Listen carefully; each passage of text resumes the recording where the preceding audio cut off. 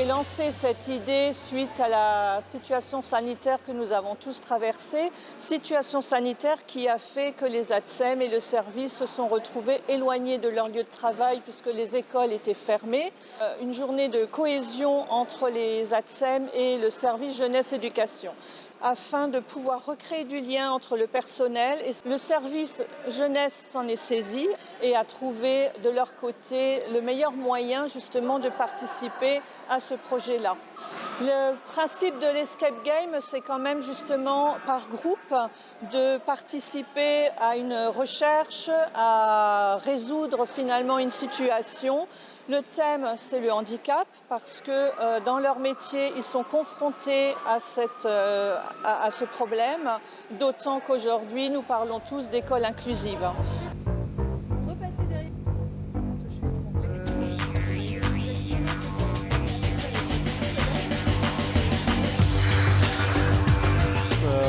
Endigmatique, c'est un concept innovant pour sensibiliser au handicap.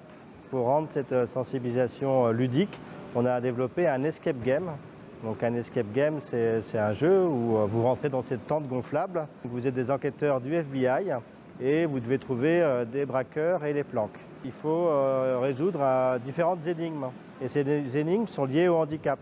Avant de rentrer dans la tente, on demande aux participants de s'habiller avec une tenue du FBI, mais aussi de revêtir certains handicaps. Et donc durant le jeu, ils peuvent aussi se rendre compte quelles sont les difficultés que les personnes handicapées peuvent avoir. Ma collègue vous l'a dit, il y a un braquage en cours, donc vous avez 45 minutes pour trouver les 6 suspects et les 2 planques, sinon ils vont s'en prendre aux otages. Allez, go, go, go, c'est parti!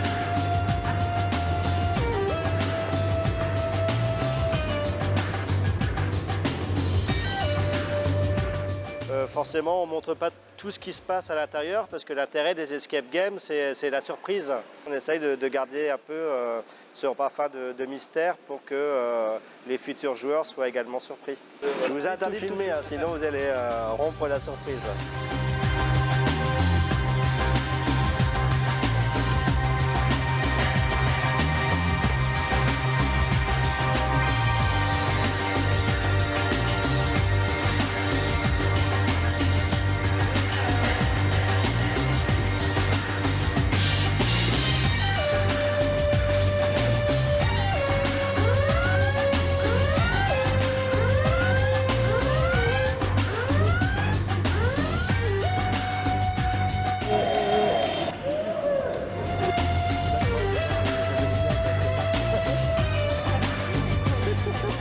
On a été pris dans le jeu et dans l'enquête.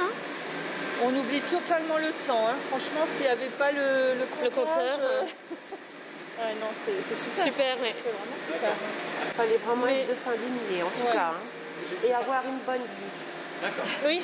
Et puis être ensemble parce que Et c'est les cohésion, uns et les autres qui ont fait qu'on a réussi. Ouais. On descend, c'est ça?